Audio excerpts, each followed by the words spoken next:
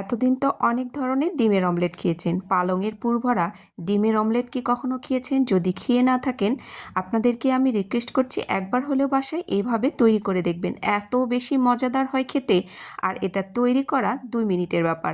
ঝটপট করে এই নাস্তাটি তৈরি করে আপনি আপনার প্রিয়জনকে দেবেন, দেখবেন সে অনেক বেশি খুশি হবে।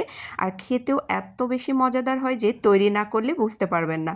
তো প্রথমে আমি প্যানের মধ্যে দিয়ে নিচ্ছি সামান্য একটু বাটার। আপনারা চাইলে এখানে তেলও ব্যবহার করতে পারেন। এর মধ্যে দিয়ে নিচ্ছি হাফ চা চামচের মতো রসুন কুচি, আর দিয়ে নিচ্ছি কাঁচামরিচ কুচি। হালকা একটু এই বাটারের সাথে আমি সবগুলোকে নাড়াচাড়া করে নিয়েছি। এরপর দিয়ে নিচ্ছি পালং শাক।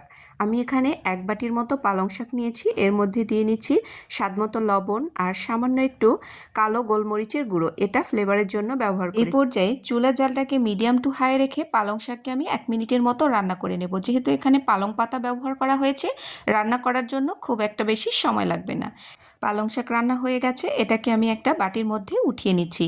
বাটির মধ্যে উঠানোর পরে প্যানটাকে একবার পরিষ্কার করে নিতে হবে। তারপরে আমি এর মধ্যে ডিমটাকে ভেজে নেব। আবারও প্যানের মধ্যে দিয়ে নিচ্ছি 2 টেবিল চামচের মতো বাটার। আমি এখানে বারবার বলছি, আপনারা চাইলে তেলও ব্যবহার করতে পারেন। এখন নিয়ে নিচ্ছি 2টো ডিম, নিয়ে নিয়েছি স্বাদমতো লবণ। ভালো মতো করে ডিম দুটোকে ফেটিয়ে নেব। এখন আমি দিয়ে নিচ্ছি পুরো ডিমটাই এই বাটারের মধ্যে। তো দেখুন একদমই পুরো প্যান ছড়িয়ে গেছে। এই পর্যায়ে ঢাকনা দিয়ে দেব আবারও 1 মিনিটের জন্য। তো 1 মিনিট ঢাকনা দিয়ে রেখে দেব। 1 মিনিট বাদেই ঢাকনাটা উঠিয়ে নেব। তো দেখুন ডিমটা চারিদিক থেকে হয়ে এসেছে। এখন আলতো হাতে ডিমটাকে উল্টিয়ে নিতে হবে।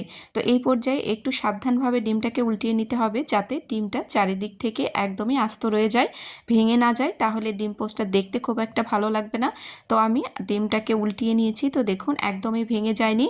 তো এখন আমি এই পালংয়ের যে পুরটা তৈরি করে রেখেছিলাম ডিমের মাঝখানে দিয়ে নেব।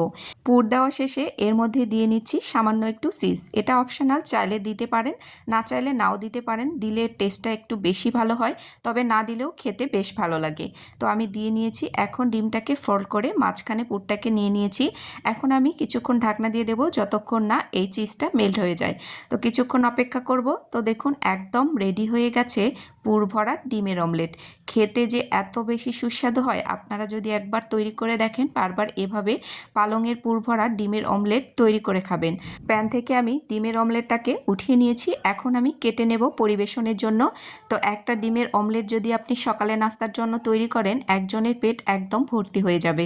তো দেখুন একদম তৈরি হয়ে গেছে। তো উপর থেকে আমি সামান্য একটু সস ছড়িয়ে দিচ্ছি। এটাও অপশনাল, দেখার সৌন্দর্যের জন্য, তবে সস দিলে খেতে বেশ ভালো লাগে। তো আমি দিয়ে নিয়েছি ডিমের অমলেট একদম রেডি।